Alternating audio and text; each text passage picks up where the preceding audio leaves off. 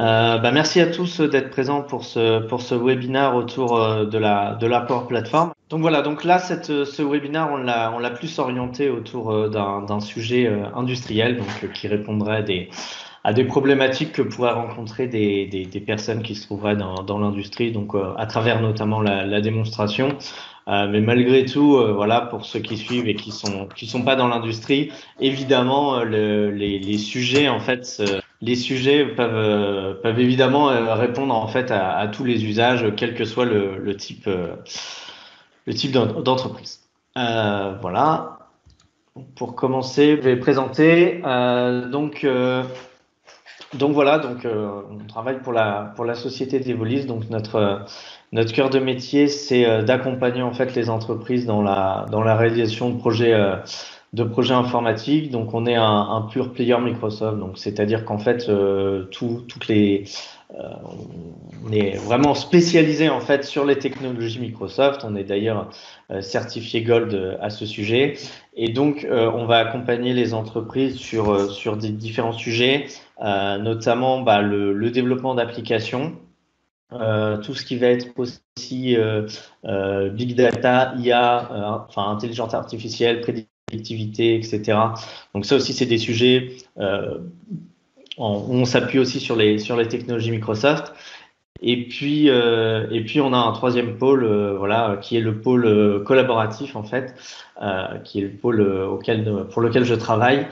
Et donc, nous, on va accompagner vraiment les entreprises sur la mise en place des outils de travail collaboratif Microsoft, donc à travers notamment principalement la brique Office 365, donc la mise en place de SharePoint, l'accompagnement aussi dans la mise en place de Teams, et aussi la partie évidemment Power Platform, Power Automate, et Power Apps, Power Automate et Power BI, donc voilà la Power Platform que je vais présenter ici.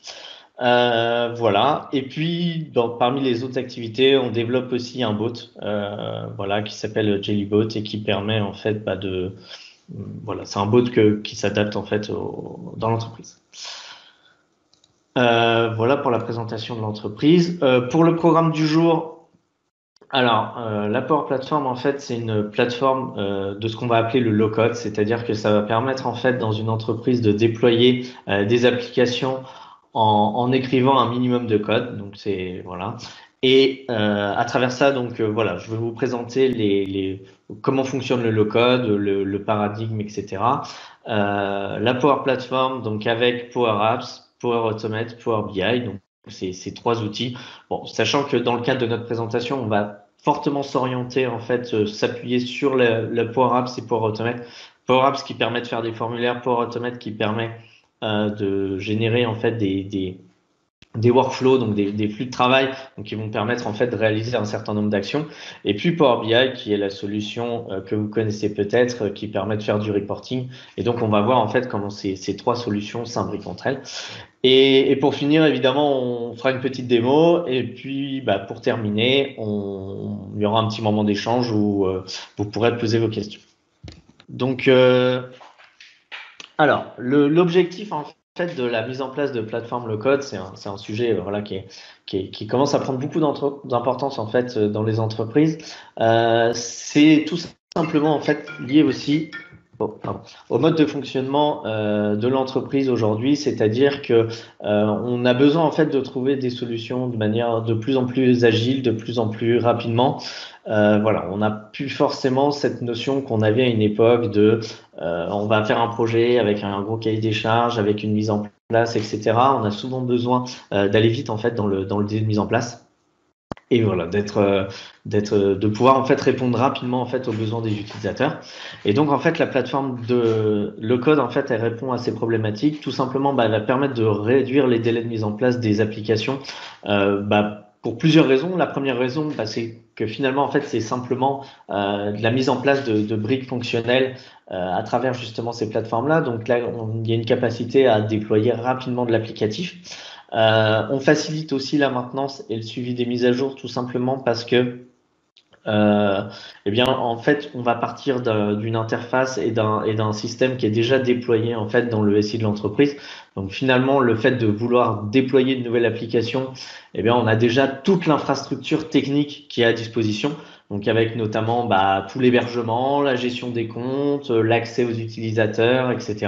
Donc ça, tout ça, c'est des choses forcément qui sont assez rapides à mettre en place puisque c'est déjà intégré en fait dans votre SI. L'intérêt aussi de la plateforme low-code, c'est cette capacité en fait de pouvoir directement travailler avec les équipes métiers, c'est-à-dire de plus forcément cloisonner avec le projet informatique. Il vient par la DSI, les équipes métiers transmettent leurs informations à la DSI voit avec le prestataire, etc. Et donc voilà, ça génère en fait une certaine inertie. Là, on a la capacité justement à travers la plateforme low-code et le côté finalement briques fonctionnelles à intégrer les unes avec les autres, d'intégrer les équipes métiers. Alors, pas forcément dans la réalisation en tant que telle de A à Z, mais en tout cas dans la visualisation et dans la mise en place des applications. Et forcément, tout ça, ça va permettre en fait aux équipes métiers de s'approprier la plateforme et d'être en capacité, d'une part, de comprendre le mode de fonctionnement et d'autre part, de mieux analyser finalement les charges et la capacité en fait à déployer une application à travers voilà une capacité d'industrialisation, c'est-à-dire tout simplement vous arrivez, vous êtes une équipe métier et vous dites voilà, moi j'ai besoin d'avoir un formulaire avec un flux qui va faire ça pour gérer mes nouveaux arrivants, pour gérer les visiteurs au sein de l'entreprise, etc. Et en fait, à travers finalement cette organisation de low-code, on peut être en capacité finalement, en amont même de l'analyse, d'être capable d'avoir une ordre d'idée en fait sur le nombre d'unités d'œuvre, donc sur la capacité, la charge en fait qui va être nécessaire pour réaliser cette application. Et ça, c'est très intéressant parce que quand vous êtes dans une entreprise, vous avez les différents services qui vont avoir des besoins et en fait, vous êtes capable presque en amont, en interne, d'avoir un ordre d'idée. Alors voilà, c'est pas forcément un chiffre exact, mais ça donne un ordre d'idée de dire voilà, cette brique fonctionnelle, elle va prendre tant de temps, cette brique, elle va prendre tant de temps, etc. Et donc, si je mets l'ensemble des briques, la réalisation de cette application va me prendre tant de temps, et comme elle a une grosse valeur ajoutée, je peux peut-être la prioriser par rapport à une autre, etc. Et ça, évidemment, c'est bien sûr vecteur d'innovation, tout simplement parce que les équipes métiers qui sont en mesure d'analyser leurs besoins, de comprendre le mode de fonctionnement et de déployer rapidement des applicatifs, voilà, ça peut permettre, par exemple, voilà, c'est des sujets qu'on mène aujourd'hui dans beaucoup d'entreprises, de la digitalisation finalement de tous les processus papier. Voilà, vous avez une demande de matériel, vous avez différentes choses en fait, et voilà, historiquement, il y avait le formulaire papier qu'on passait de service en service. J'ai même des entreprises où ils se le faxaient, les personnes signées se le renvoyaient. Et donc, voilà, on a la capacité aujourd'hui de dire, voilà, en fait, ce process-là, on est capable d'identifier et d'estimer une charge et de le déployer, en fait, à travers ces solutions locales. Et puis, une dernière chose très intéressante, c'est l'intégration native de la mobilité. Voilà, ça fait partie du processus des nouvelles applications low-code. C'est finalement la capacité à être utilisée sur les différents supports. C'est-à-dire, on n'est plus forcément sur l'application métier lourde qui s'ouvre sur le bureau, etc. C'est une application qui va s'ouvrir évidemment sur un poste client, bien sûr, mais qui va être aussi en capacité de s'ouvrir depuis une tablette, un smartphone. On voit aujourd'hui, c'est des choses qui sont indispensables dans l'entreprise. Voilà, cette gestion de la mobilité, les gens ont besoin de pouvoir faire leurs demandes, de pouvoir utiliser en fait les applicatifs sur différents supports. Voilà. Donc avec la Power Platform, il y a un grand nombre d'avantages. La première déjà, c'est que vous êtes sur une solution cloud Office 365. Donc, vous pouvez accéder, et ça c'est très important, on l'a vu en plus lors finalement de la période de Covid où il y a beaucoup de personnes qui se sont retrouvées en télétravail. Vous pouvez accéder à vos données où qu'elles soient. Alors bien sûr, tout ça c'est avec des mécanismes sécurisés, d'authentification, etc.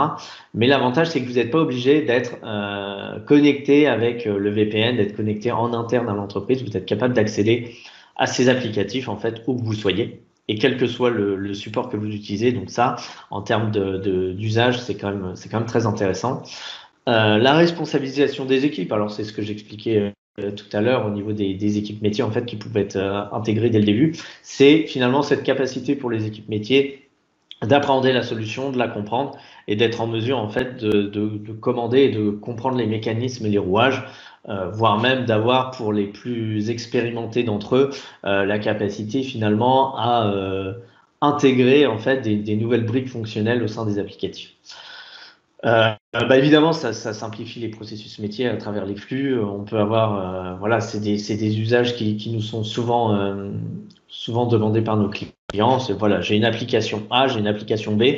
Aujourd'hui, ces applications communiquent pas et j'ai la possibilité, en fait, à travers ces outils de la Power Platform, de faire communiquer en fait ces deux applications et donc de pouvoir gagner du temps parce que peut-être que la personne qui ouvrait la première application et qui ressaisissait dans la deuxième, on va être en mesure en fait de fluidifier ce processus et évidemment d'obtenir un gain de productivité. Le service de développement complet, ça aussi c'est un gros avantage, c'est tout simplement que à travers cette solution Power Platform, vous avez évidemment toute la partie applicative, hébergement, vous avez la partie exécution qui va s'exécuter à travers la plateforme et aussi la partie réalisation, développement entre guillemets de l'application qui va se faire à travers en fait une même interface qui est une interface web, c'est-à-dire que vous n'avez pas d'outils clients à installer sur les postes, à déployer, à maintenir, etc. Un simple navigateur en fait vous permet en fait de déployer, de mettre en place ces différents applicatifs. Et donc ça a un avantage important, c'est que ça va fortement faciliter la maintenance et le support, vu qu'il y a un seul point d'entrée. Vous déployez, vous mettez à jour, vous pilotez en fait votre application à travers une même interface qui est une interface web. Et puis, ça vous permet évidemment de valoriser les équipes métiers, c'est-à-dire que les équipes métiers vont être en capacité finalement à promouvoir en fait ces applications. Et puis, le SI va pouvoir être un petit peu déchargé puisque dans la mesure où ces applications sont directement hébergées au sein d'un portail Power Platform, il n'y a pas forcément des serveurs à installer, à maintenir, à mettre à jour, etc. On n'a qu'une seule plateforme et donc ça forcément, ça peut être aussi un facilitateur de projet de pouvoir directement mettre ça à jour. Voilà pour les atouts de la plateforme. Alors, pour rentrer sur l'écosystème, donc je parlais tout à l'heure des 3 briques. Évidemment, ces 3 briques sont intimement liées. Donc, il y a la partie Power Apps qui va permettre en fait de déployer et de mettre en place du formulaire, des formulaires avancés. Il y a une personne qui arrive.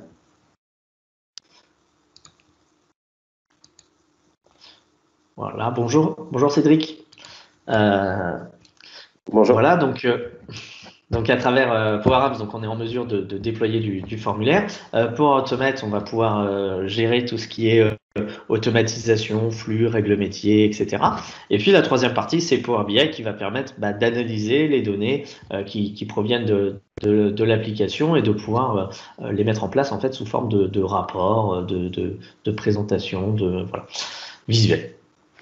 À travers ça, en fait, ces 3 applications, voilà, c'est une chose. Et derrière, il y a les données en fait qu'elles vont devoir consommer parce que forcément, vous avez votre formulaire, mais ce formulaire, il va aller utiliser des données. Alors, il y a le CDS qui est le Common Data Service, qui est on va dire entre guillemets la base de données interne à Power Apps, qui est intégrée directement avec l'applicatif, mais vous avez, et c'est bien souvent le cas, besoin de vous connecter à vos données d'entreprise, donc à travers des connecteurs de données. Donc il y a un grand nombre de connecteurs de données. Ça peut être soit des outils issus d'Office 365, donc des outils que vous connaissez bien, Teams, SharePoint, OneDrive, etc., etc.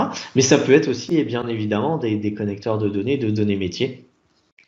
Type base de données, application métier, web API, web service, etc., etc.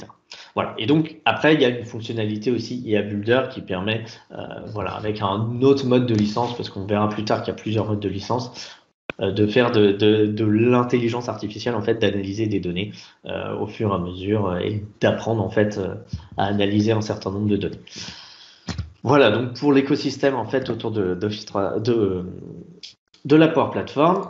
Cette Power Platform, elle s'intègre évidemment dans la solution cloud, donc MS 365, vous connaissez peut-être sous le nom d'Office 365, ça a changé de nom, mais voilà, le principe est le même.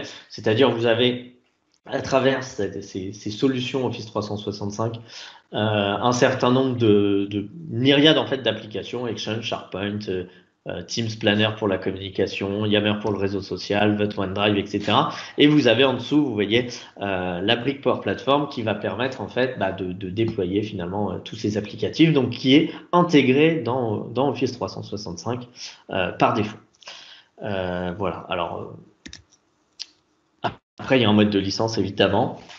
Alors, soit vous passez par des licences Office 365, donc vous avez de par les licences de votre entreprise pour la messagerie, les outils collaboratifs, etc., des licences qui peuvent être soit des plans F, soit des plans E, donc les plans entreprise, soit des plans business. Vous avez automatiquement des licences Power Apps, Power Automate. Alors, voilà. Ou alors, vous avez aussi des plans qui sont des plans par application, donc des plans autonomes entre guillemets, qui vous permettent finalement, voilà, vous n'avez pas Office 365 dans votre entreprise, c'est pas le projet, mais par contre, ces applicatifs vous intéressent, la capacité à déployer ce genre d'application vous intéresse, vous avez la possibilité de prendre des licences juste pour Power Automate et Power Apps. Voilà. Après, il y a différents modes de licence. Voilà, si vous êtes intéressé, n'hésitez pas à revenir vers nous pour parler des licences. C'est un sujet qui est vaste. Chaque besoin chaque licence correspond à des besoins utilisateurs différents pour les clients. Donc voilà, donc ça serait un petit peu long et pas forcément très intéressant pour vous de les énumérer, mais voilà, on peut vous accompagner aussi sur le choix de licences les plus appropriées en fait en fonction de vos besoins.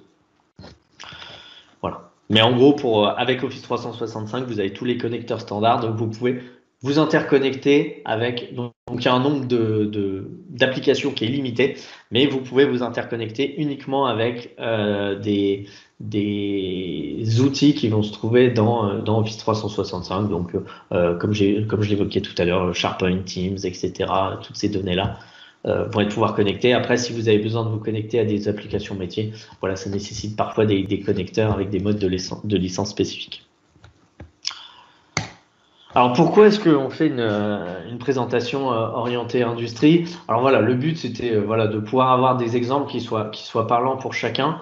Et en fait, finalement, on s'aperçoit que ces outils Power Platform, le code, sont très plébiscités en fait en industrie, puisque ils ont souvent besoin d'optimiser des processus. Ils ont bien souvent des applications métiers qui sont des applications lourdes en fait, qu'il est très difficile, voire impossible parfois de modifier et d'adapter. Et donc à travers en fait la mise en place de ces outils Power Platform, il y a cette capacité finalement d'apporter parfois des briques fonctionnelles qui sont complexes à mettre en place au sein d'une entreprise. Voilà, il y a un besoin très spécifique. Ça peut être un processus de création de pièces par exemple. Voilà, c'est un sujet qu'on a vous créez une nouvelle pièce dans l'industrie, il y a plein de personnes qui doivent approuver, mettre de nouvelles informations. Ça peut être de l'organisation, ça peut être du suivi de matériel, ça peut être plein d'outils. Et parfois en fait ces applications métiers répondent pas forcément aux besoins. Et donc il y a cette complexité finalement de les faire évoluer. Et à travers le déploiement et l'usage en fait de cette Power Platform, on a la capacité en fait de déployer rapidement des applications qui vont pallier en fait à des manques d'applications métiers. Donc c'est d'optimisation de processus, ouvrir des accès applicatifs. Voilà, ça c'est aussi des sujets qui sont souvent demandés. Parfois, on a des outils métiers dans l'industrie qui sont très lourds, parfois très coûteux en termes de licence. Et finalement, une personne qui va avoir besoin d'accéder juste à une toute petite partie, on est en mesure peut-être, c'est juste de la visualisation ou une modification légère.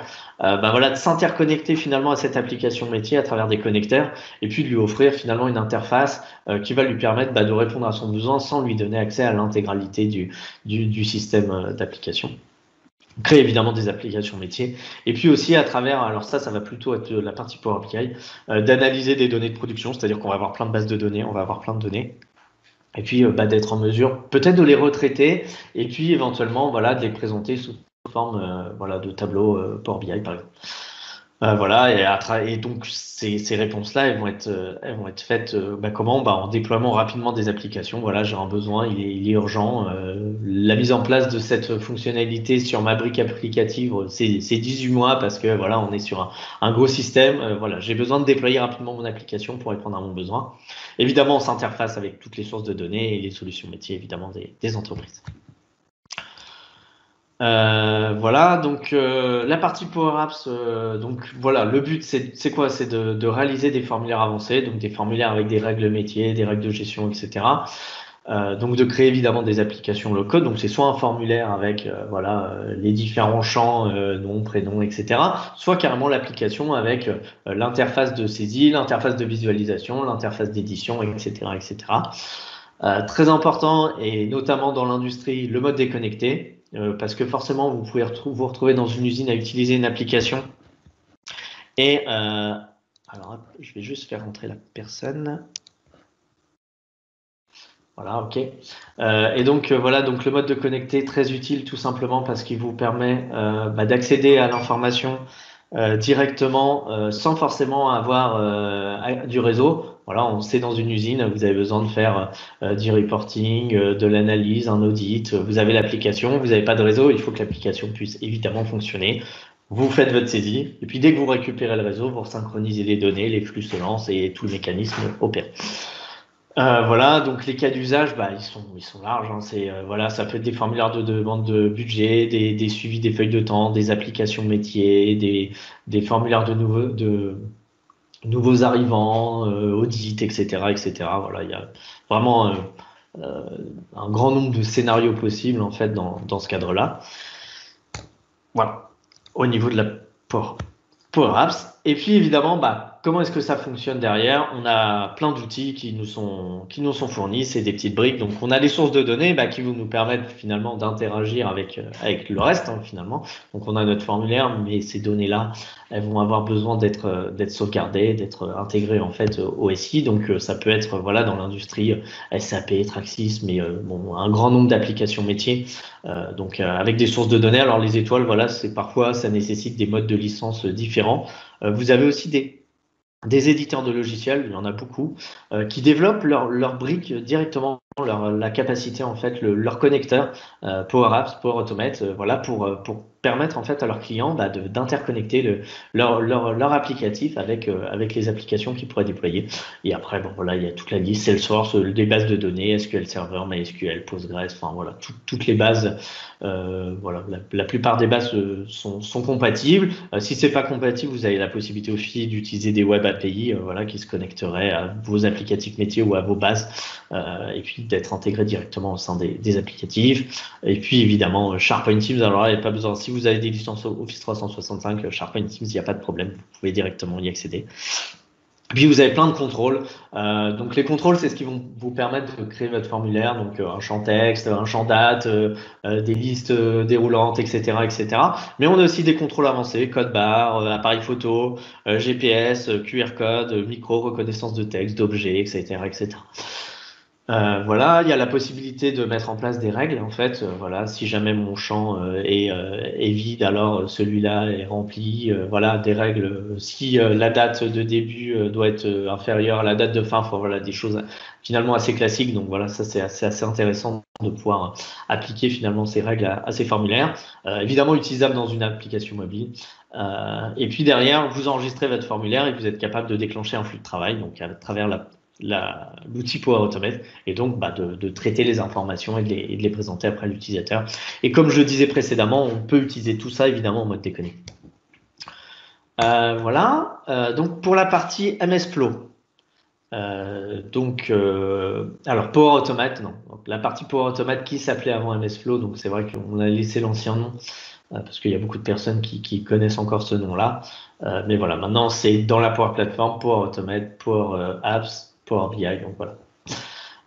L'objectif, c'est d'automatiser des tâches, tout simplement. Donc, c'est cette capacité, finalement, à réaliser des actions à partir de déclencheurs. Donc, vous avez un déclencheur, ça va être soit l'enregistrement de votre formulaire, mais ça peut être des déclencheurs, voilà, j'ai reçu un mail, etc., etc. Et puis, derrière, vous allez pouvoir avoir un certain nombre de tâches qui vont s'exécuter voilà, de manière séquentielle. Voilà, si je reçois un mail avec telle information, je vais récupérer la pièce jointe associée, puis je vais, si la pièce jointe fait plus de 2 mégas, l'envoyer sur mon OneDrive, sinon voilà. Donc voilà, ça peut aussi être un facilitateurs de tâches quotidiennes. En fait, c'est ces petits flux qui sont autonomes, ou alors ils peuvent s'intégrer directement au sein de votre application Power Apps et de votre application métier. Ce sera le cas en fait de la démo que je vous présenterai tout à l'heure. Et puis les cas d'usage, bah voilà, ça peut être de la gestion de pièces jointes, comme je l'évoquais. Vous recevez des grosses pièces jointes, vous voulez pas que ça aille dans votre messagerie parce que ça prend de la place. Vous voulez les stocker ailleurs, vous pouvez le faire. Des calendriers multiples, voilà, vous avez plein de calendriers différents, vous voulez tout synchroniser. Donc dès que je reçois une réunion dans un autre calendrier, dans un calendrier d'équipe, bah, ça me le crée directement dans mon calendrier. Et puis s'il est modifié, je le modifie, etc. Intégration avec des solutions tierces, bien sûr. Vous avez votre formulaire, il y a les solutions tierces, voilà, les flux qui vont se déclencher. Et puis, bah, de l'automatisation de processus métier. Voilà, j'ai mon gros processus métier, j'ai besoin de gérer des choses. Il y a des choses que je faisais à la main. Voilà, j'ai besoin de les automatiser. C'est un outil qui répond à ça. Voilà, donc c'est sur le principe de déclencheur action. Vous avez un élément qui déclenche et puis bah, des actions qui vont s'exécuter avec évidemment des conditions et des boucles pour dire voilà, j'ai telle action, s'il se passe ça, je fais ça, s'il se passe ça, je fais ça. Tant que j'ai un élément, je continue et je boucle, etc., etc. Il y a des modèles prédéfinis. Microsoft fournit un grand nombre d'applications qui sont déjà prédéfinies pour faciliter la vie des personnes. Et puis après, on peut évidemment développer ses propres flux en fait à travers soit from scratch, donc à travers un flux vide, soit à partir de modèles déjà prédéfinis qu'on va les modifier. Voilà. Et puis quand vous êtes dans le cadre d'une licence avec Office 365, vous avez la capacité en fait de déclencher 2000 exécutions par mois par personne, sachant que ce nombre d'exécutions c'est mis dans un pool, c'est-à-dire que si vous avez 100 collaborateurs, eh bien vous pouvez créer 200 000 exécutions en fait. Voilà, c'est mutualisé, c'est-à-dire si une personne utilise 3000 exécutions, l'autre pourra utiliser que 1000. Et ça c'est pilotable aussi, hein, de savoir bah, voilà combien d'exécutions sont exécutées par chaque personne chaque mois, etc. avec les licences. Voilà. Dernier outil, Power BI. Donc voilà, à quoi ça sert? Bah, ça va servir tout simplement à réaliser des rapports. Vous avez votre applicatif, là c'est dans l'exemple qu'on va voir, c'est ça. Vous avez votre formulaire, vous remplissez votre formulaire, vous avez vos informations. Ces données sont stockées, ces données donc sont enregistrées, sont traitées par l'automate, stockées dans une base de données, dans une source de données. Un SharePoint, une base de données, vos applications métiers, etc. Et puis après, voilà, ces données sont stockées. Et puis, bah, vous voulez aller plus loin, vous voulez faire un peu de reporting sur toutes ces datas. Vous avez la possibilité avec Power BI bah, de faire le reporting et d'accéder directement aux datas. Donc voilà, donc réaliser des rapports, consolider aussi des sources de données. Parfois, vous avez vos sources de données et puis, bah voilà, vous avez votre base de données A, votre base de données B, un fichier Excel qui est mis à jour. Et puis, bah, vous avez la capacité en fait avec Power BI bah, de lier ces trois sources de données ensemble et puis de générer un rapport qui sera une agrégation en fait de ces trois sources de données. Et les cas d'usage ils sont nombreux en fait pour tout ce qui va être reporting, rapport de vente, évolution d'activité, voilà. Et en fait il y a plein de sources de données là. Il y a un certain nombre d'exemples, voilà, sous forme de graphes, de tableaux, de camembert. Vous pouvez avoir des cartes aussi en fonction de la géolocalisation des personnes. Voilà, il y a un grand de sources de données et de briques en fait fonctionnelles qui permettent en fait d'avoir toutes ces informations. Voilà, il y a à peu près, voilà, de base, je crois, plus de 280 sources de données intégrées dans Power BI, plus après les capacités à intégrer des sources de données tiers à travers des API, etc. Donc voilà, donc c'est très riche. Et dernière partie, bah, c'est la partie statistique, c'est-à-dire, bah voilà, vous êtes content, vous avez fait votre application métier, vous avez votre automate, vous avez la gestion des sources, vous avez les rapports d'activité. Et puis, bah, en fait, ce qui va être intéressant aussi, c'est de mesurer l'usage de ces applications. C'est-à-dire d'être en capacité, voilà, vous avez déployé une application qui va faciliter la vie de vos salariés, par exemple, de pouvoir faire, je sais pas, une demande de réservation je sais pas, de place de parking, par exemple.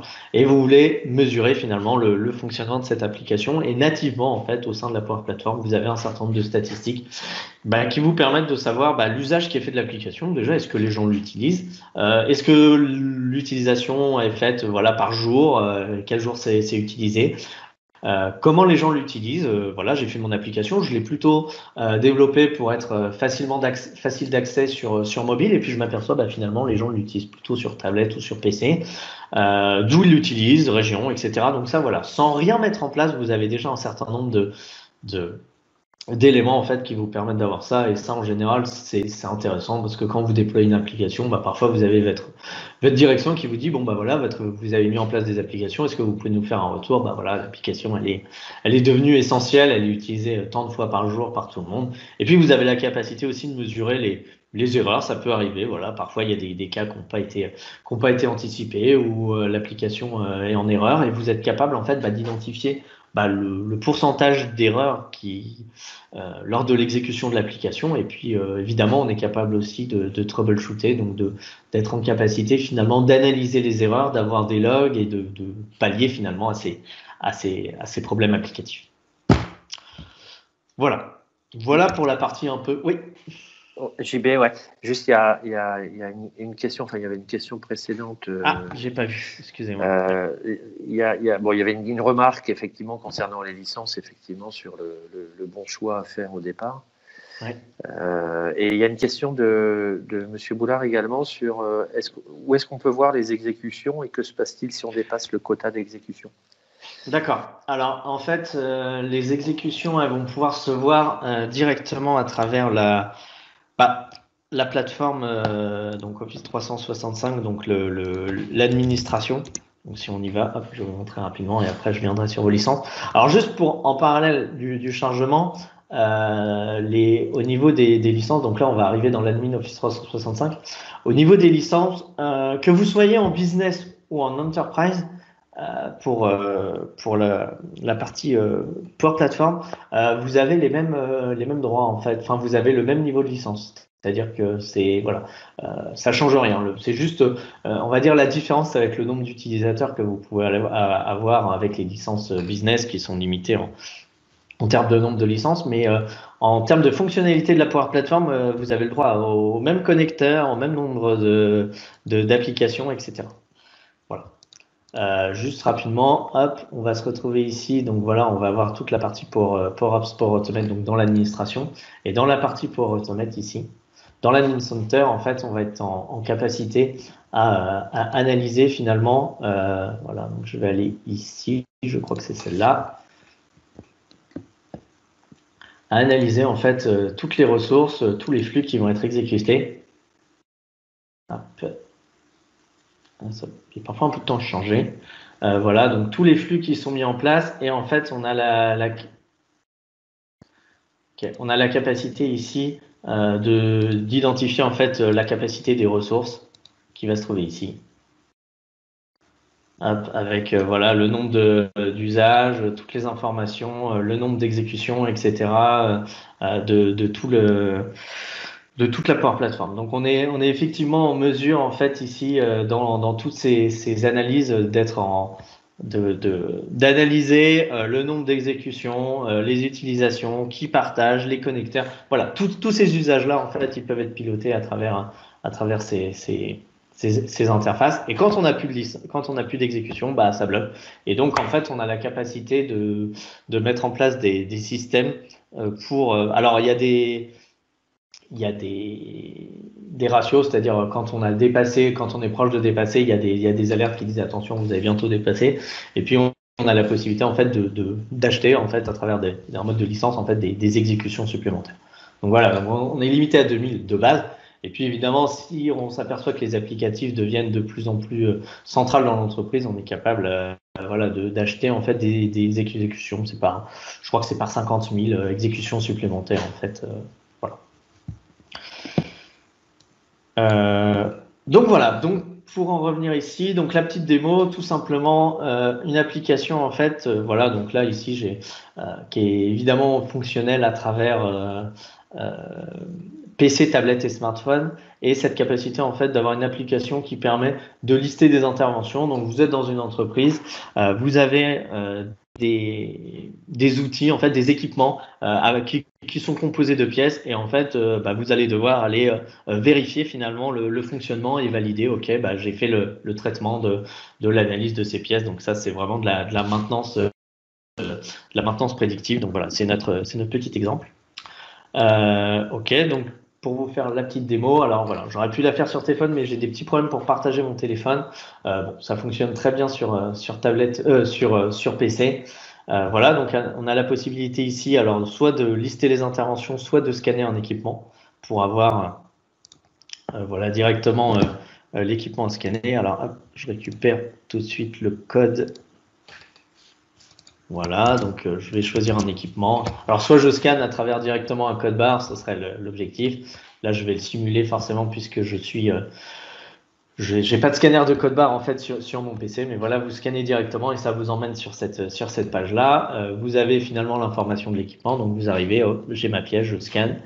Ok, donc ça correspond à ça. J'ai la capacité ici d'accéder finalement aux documentations en fait qui vont être liées à chaque pièce, à la notice de chaque pièce.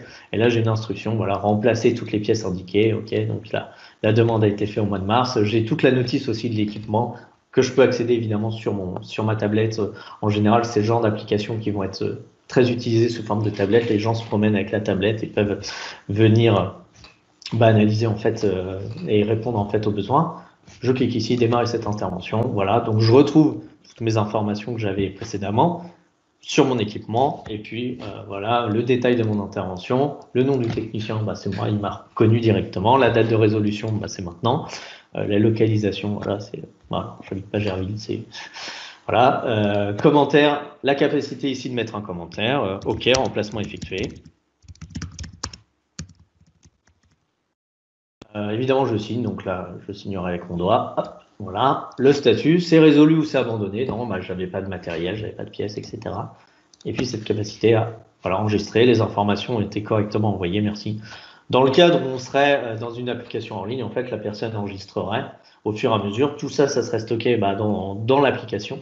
Et puis au moment où vous récupérez le réseau, il y a une synchronisation qui se fait et toutes vos données en fait sont poussées directement dans le code. Voilà, donc j'ai réalisé mes applications. Hop. Voilà, donc ce genre d'application peut être entièrement créé dans Power Apps, tout à fait. Alors voilà, justement, ici j'ai mon interface de mise en place en fait, donc qui se trouve ici. Donc là, j'ai juste ouvert Power Apps. Alors hop, ici, je le fais ici.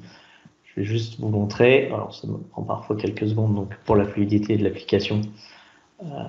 Voilà, j'ai la capacité ici à voir toutes mes applications qui se trouvent là, donc à travers Repair Engine, je fais modifier, j'arrive sur cette interface, et donc voilà, donc là j'ai ma page d'accueil, en fait, vous voyez ici, donc il y a l'application, et puis on est capable ici de mettre en place un certain nombre d'écrans. Donc Home, voilà, c'est l'accueil, donc c'est l'interface sur laquelle je suis arrivé, et puis après, de déployer finalement tous ces écrans-là avec, on le voit ici, différentes petites briques fonctionnelles. Là, si je veux déplacer la liste d'intervention ou voilà, je veux la mettre en gras, hop, je peux changer directement ici, voilà, hop, sans écrire une seule ligne de code.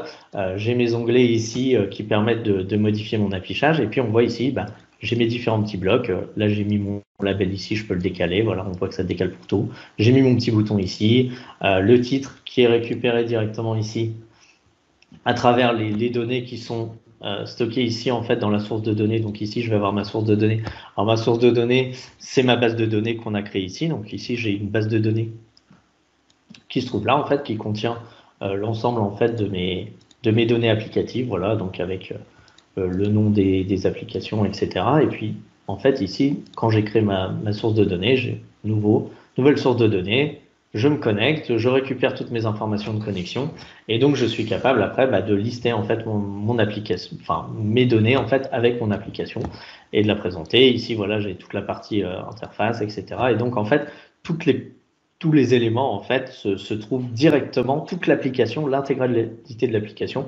On n'a pas écrit, alors quand on dit on n'a pas écrit une ligne de code, bien évidemment, vous voyez ici, il y a des actions qui sont déclenchées avec il y a quand même du code, un petit peu de code à mettre, mais voilà, mais tout est fait de façon, voilà, clic, voilà, quand j'enregistre, il se passe ça, voilà, je récupère mes données, voilà, donc, et tout est fait directement à partir de l'application, il n'y a pas on n'a pas utilisé une interface de développement, etc. Alors là, les données, elles sont pas stockées dans SharePoint, on les a stockées dans une base, mais on aurait tout à fait pu, l'usage, c'était l'exemple de dire, voilà, le webinaire précédent, en fait, on avait stocké les données dans SharePoint. Là, les données, on les a pas stockées dans SharePoint, mais on aurait très bien pu, toute cette structure-là qu'on a créée dans la base, la mettre en place dans SharePoint. Là, on est parti de se dire, voilà, on a une application métier qui gère, par exemple, des équipements, et puis on a besoin de faire le pilotage de ces équipements, d'aller faire l'entretien de ces équipements. Et donc, on se connecte directement à l'application métier, mais on aurait pu tout à fait déporter dans SharePoint.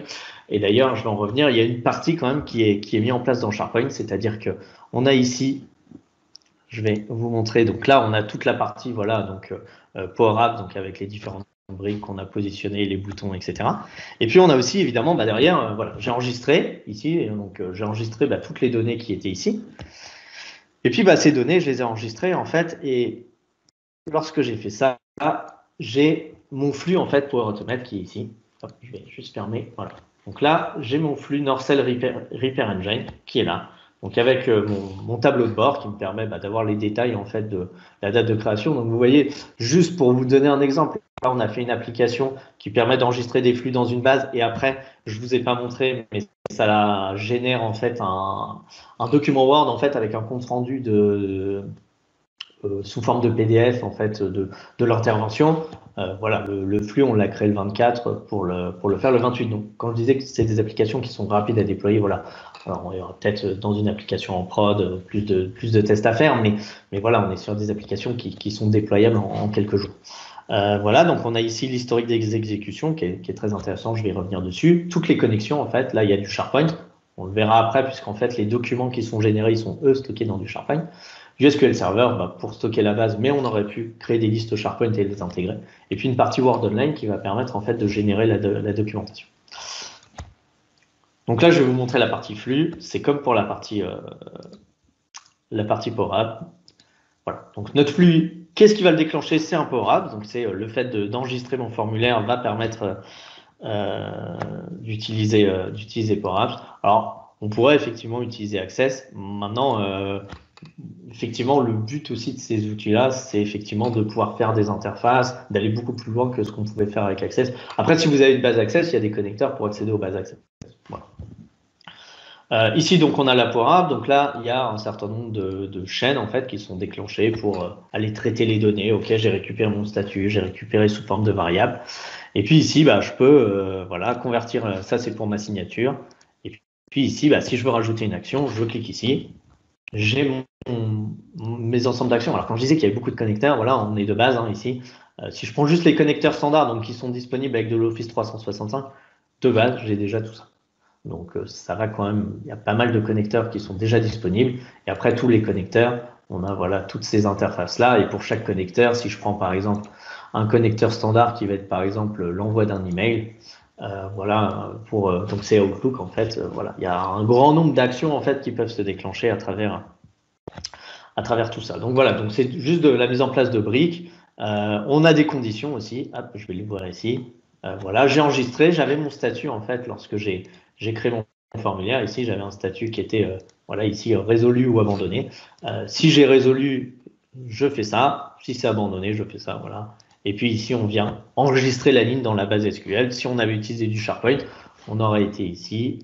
J'aurais dit action. Voilà. Je récupère ici. Alors, c'est pratique d'utiliser le moteur de recherche parce que forcément, il y a beaucoup de et puis j'irai dire créer un élément dans SharePoint ou modifier un élément dans SharePoint, mettre à jour l'élément, et puis j'irai me connecter à mon SharePoint, etc., etc. Donc voilà. Donc là-dessus, on peut en fait, sans forcément connaître le développement des API SharePoint, etc., aller mettre à jour des informations. Voilà. Et puis évidemment, alors il y a un certain nombre de conditions ici, et puis on a la possibilité aussi de traiter les erreurs. C'est-à-dire que si je vais ici et je dis, je vais remplir mon document Word, je vais avoir la capacité ici, par exemple, d'aller ici et de dire configurer la propriété exécutée après. C'est-à-dire qu'en fait, je vais avoir mes briques et par défaut, je vais positionner mes briques et je vais dire on part du principe que tout fonctionne. Voilà, donc ça a réussi, ça a réussi, ça a réussi. Maintenant, parfois on peut se retrouver dans un cas où il y a un élément qui fait que ça fonctionne pas.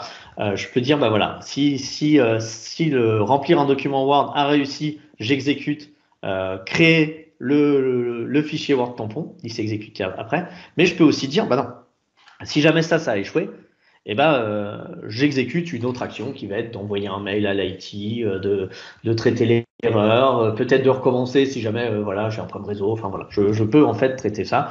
En fait, ou alors je peux dire, bah, peu importe que ça se passe ou pas, je veux quand même continuer parce que j'ai besoin de stocker mes informations derrière. Donc voilà. Donc ici, le flux est exécuté et qu'est-ce qui se passe?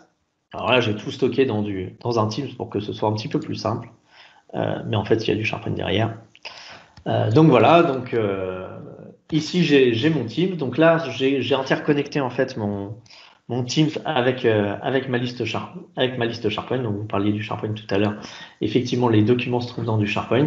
Et donc là, j'ai ici dans mon Teams une connexion de données. Je pourrais le voir dans SharePoint. Hein, voilà, c'est la même chose hein, finalement, mais ça permet. C'est vrai qu'aujourd'hui avec Teams, c'est parfois intéressant d'avoir tout centralisé dans le même espace.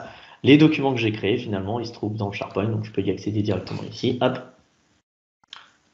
Et là, on va voir, bah voilà, date de création de la demande, alors 23 mars, ça a été résolu aujourd'hui à 10h42, le remplacement a été effectué, l'intervention a été réalisée, j'ai récupéré mes signatures, donc là, j'ai directement généré mon document PDF, et puis après, je pourrais éventuellement l'envoyer, ce document est archivé, je peux récupérer les métadonnées, etc. Donc voilà. Et puis bah, la dernière partie, voilà, j'ai fait ça, je suis content. Maintenant, j'ai mon petit rapport Power BI. Alors là, c'est pareil, on l'a intégré directement dans Teams. Donc l'intérêt, on a notre application, on peut tout stocker dans Teams. Et puis on a voilà du reporting en fait qui est fait directement avec Power BI, donc avec la capacité ici, voilà, d'avoir le nombre de pièces remplacées par équipement. Les raisons des abandons, voilà, quand là j'ai résolu, mais je peux échouer. Et pourquoi est-ce que j'ai pas pu remplacer la pièce? J'avais pas les compétences, il n'y avait pas de notice, etc. Des statistiques sur la durée moyenne d'intervention, le nombre d'interventions réalisées, résolues, abandonnées. Hop, si je clique ici, j'ai mes informations. Et puis, bah, il y a évidemment ici tous les filtres qu'on peut utiliser. Je veux récupérer que les éléments dont le statut est inférieur à, etc. Par rapport à des dates. Enfin, voilà, je peux faire après tout mon reporting en fait avec mon Power BI. Voilà, et la dernière partie, juste pour vous montrer. Donc ici, j'ai mon flux Power Automate. J'ai la capacité ici d'avoir un peu d'analytics, c'est ce que je montrais tout à l'heure. Donc c'est là l'analytique que je vous ai montré dans le Power BI, c'est à partir des datas. Là ici, je peux avoir aussi de l'analytics par rapport au fonctionnement. Ok, combien de fois il a été exécuté par jour? Voilà, on voit qu'on a commencé l'appli il n'y a pas longtemps. Il y a eu quelques erreurs forcément dans la mise en place. Voilà, le nombre d'exécutions. S'il y a des erreurs, on a aussi le nombre d'erreurs par jour, les causes des erreurs. On ne voit pas très bien sur mon écran, je vais zoomer un peu. Voilà, il y a des bad requests. Voilà. Donc ça, c'est plus pour les informaticiens. Ok, il y a eu tant d'erreurs, tel jour, etc. Donc tout est analysé. Donc ça, c'est quand même très intéressant. Et puis on a aussi, bah, évidemment, là ça a fonctionné. Donc j'ai tout mon historique d'exécution. Et puis je vais aller là. Et là, en fait, je vais être en capacité en fait à analyser en fait tout le fonctionnement qui a eu lieu.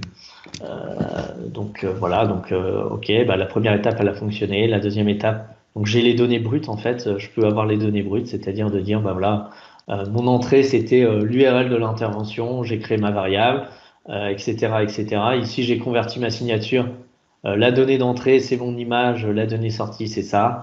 J'ai mes conditions, ça c'est pareil, c'est très intéressant. Voilà, donc je suis arrivé. Ma condition, c'était, si j'affiche les données, c'était vrai. Donc, hop, je suis rentré directement dans le oui et le non. Finalement, on voit ici que ça s'est pas exécuté. Donc, je peux voir en fait mon cheminement directement. Et puis, bah, j'ai voilà, créé mon fichier Word, comment ça se passe. Il y a l'adresse de mon site, etc.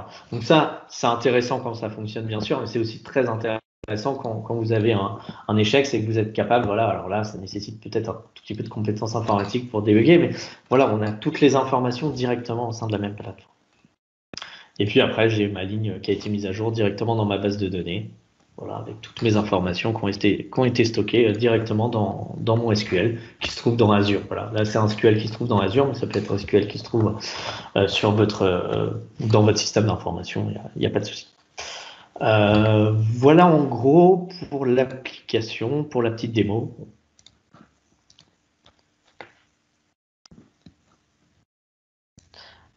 Ouais, alors voilà. En fait, cette notion de low-code et de citizen developer, c'est quelque chose qu'il faut prendre avec précaution. Fournir à un non-informaticien, on va dire, quelqu'un, le développement d'une application from scratch, voilà, de cet usage-là, ça me paraît complexe. Malgré tout, on voit parfois dans les entreprises des gens qui sont pas informaticiens qui font des fichiers Excel avec des macros, etc., etc. Donc quelqu'un qui a ce genre de compétences, je pense qu'il est capable, avec un petit peu de formation et d'accompagnement, de mettre en place ce genre d'applicatif. En revanche, là où c'est très intéressant, c'est sur la presse, c'est-à-dire, OK, l'application, là, je vais faire une expression de besoin, je vais la mettre en place. Maintenant, si demain, j'arrive et je dis, bon, OK, cette application, elle répond tout à fait à mes besoins, mais en fait, lorsque j'enregistre mon formulaire, une fois que j'ai fini, je voulais notifier les personnes et voilà. Là, par exemple, le citizen developer, pour le coup, lui, il peut arriver et dire, bah voilà, je suis capable de faire une nouvelle étape. Je prends Outlook, envoyer un email. Hop, est-ce que j'ai envoyé un email? Il y en a tellement que. Voilà, envoyer un email. Alors parfois, vous allez voir, il y a des V2, c'est parce qu'en fait, Microsoft fait évoluer en fait ses briques fonctionnelles et donc la V2, c'est parce qu'en fait, il y avait du V1, elles sont pas supprimées, elles sont gardées en fait pour garder le fonctionnement avec ce qu'on appelle le legacy, enfin les anciennes versions, mais on peut utiliser une nouvelle version. Et puis je dis, j'envoie un mail à voilà, Jean-Baptiste, on va prendre moi en dur, mais je pourrais récupérer aussi des datas directement ici en disant bah voilà, je vais ajouter du contenu dynamique et là je vais prendre ah bah il y a une variable technicien, c'est bien, je vais envoyer au technicien. L'objet demande réalisée, voilà.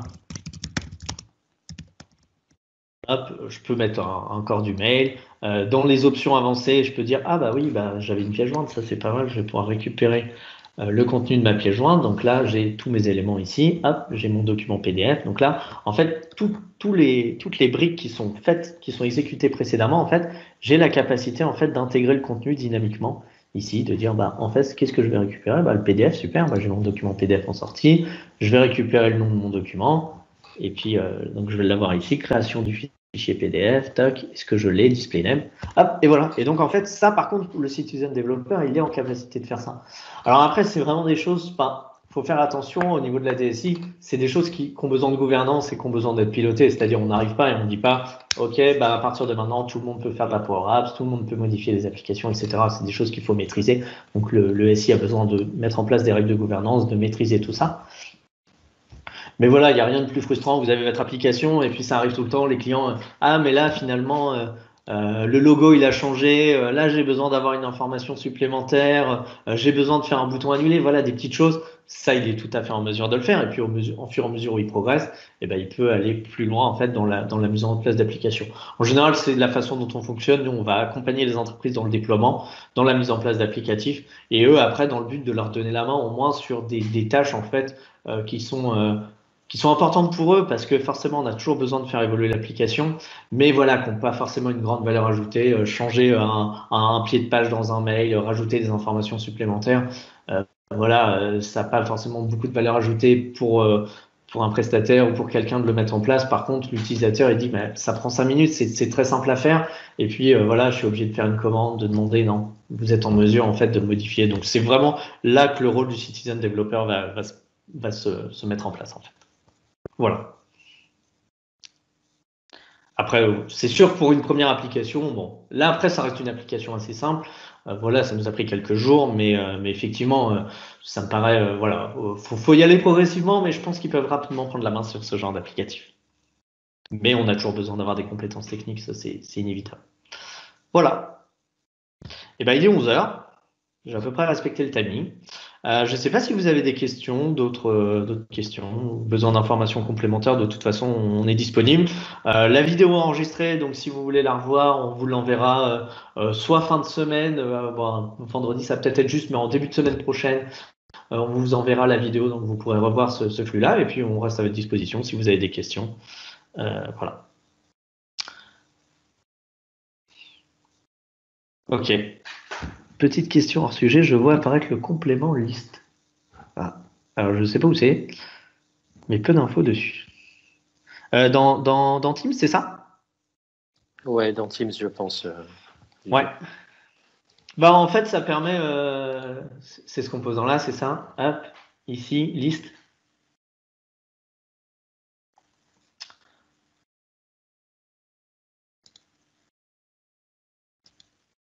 En fait, ça permet d'intégrer, à l'instar de ce que j'ai fait ici, c'est-à-dire ici, j'ai intégré la bibliothèque SharePoint que j'ai connectée ici directement pour l'avoir dans ma liste de fichiers dans mon, dans mon Teams. Ici, dans ma liste, en fait, j'ai la capacité d'aller voilà, récupérer une liste existante et de la présenter directement dans Teams. En fait, l'avantage, c'est voilà, j'ai des listes, j'ai des informations qui se trouvent dans SharePoint. Et je peux en fait les présenter, mais même aller les modifier après directement dans Teams. Après, par contre, il faut gérer la sécurité, c'est-à-dire que là, c'est pas géré de base, c'est-à-dire que si la personne n'a pas accès, elle cliquera sur le lien, elle verra, vous n'avez pas accès à la liste. Là, je ne sais pas. Alors, est-ce que j'ai une liste qui traîne? Peut-être guideline? On va croiser.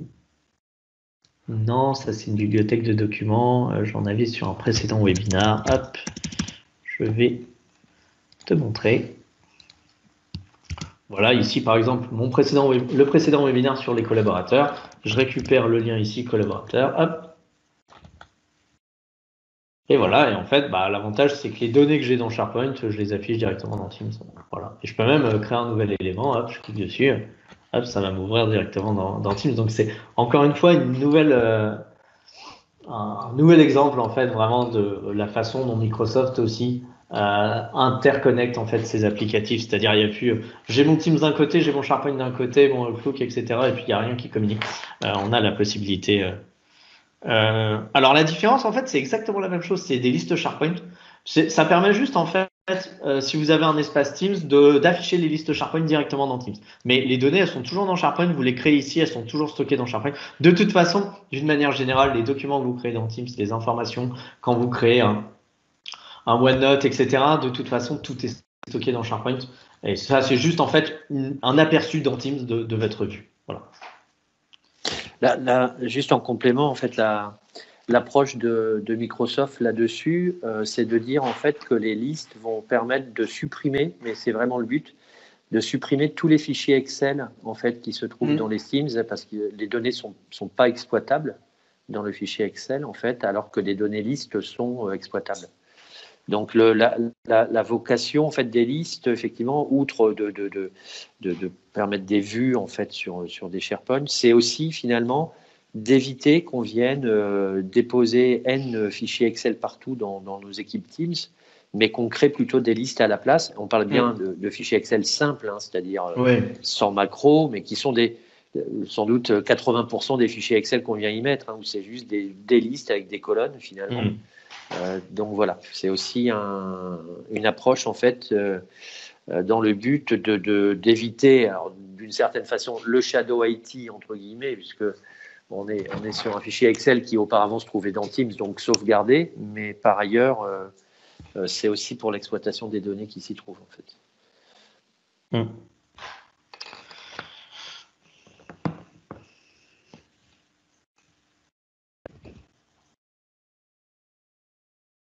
Là, après les questions, on est passé sur Teams et du coup, on n'est pas trop dans le thème. Je suis désolé. Ouais. Et en fait, voilà, malheureusement, Jean-Baptiste a aussi des projets du coup à réaliser pour nos clients. Donc, bien sûr, on pourra répondre à ces questions. Après, oui, on pourra.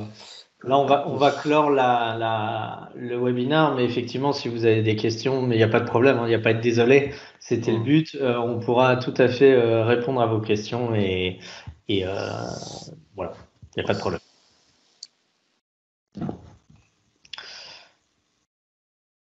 Eh bien, merci à tous. Et puis, voilà, je vous enverrai la vidéo début de semaine prochaine, normalement. Ça marche, Agathe. N'hésitez pas à contacter, bien sûr, Jean-Baptiste. Oui, alors c'est vrai que j'en ai pas parlé, mais tout à fait. En général, lors de la mise en place de ces sujets-là, on réalise aussi des formations, de l'accompagnement, de la réalisation. Voilà, on peut intervenir en fait sur toutes les facettes en fait et le support évidemment. On a déployé l'appli, voilà sur toutes les facettes de la mise en place de ces applicatifs. Oui, voilà. Oui, tout à fait. Et juste pour conclure, c'est vrai que ça se pratique beaucoup, en tout cas sur un premier exemple en partage de connaissances. Le but, c'est pas forcément de faire les applis à deux, parce que, comme vous le dites, il y a un niveau technique aussi qui, à terme, est nécessaire pour gérer tous ces besoins, à minima, on va dire. Mais par contre, de pouvoir exploiter les applications, c'est-à-dire de comprendre effectivement, une fois son application en place, on peut faire un transfert en fin de conception pour que vous en assuriez la maintenance de premier niveau, c'est-à-dire j'ai besoin de changer un libellé, un logo, etc. Voilà. Après, effectivement, donc ça peut se faire en mode simple, c'est-à-dire on réalise et on transfère ensuite les compétences, ou alors, si vous voulez une vraie formation, bien sûr, au travers d'un petit cas d'usage très simple, et puis là, on le fait en mode assistance technique, à vos côtés, et puis la conception se fait à deux, quoi. Tous les modes sont possibles en fonction de vos souhaits. Voilà.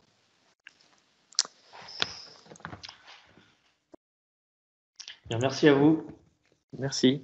Bonne journée. Merci. Au revoir. Au revoir.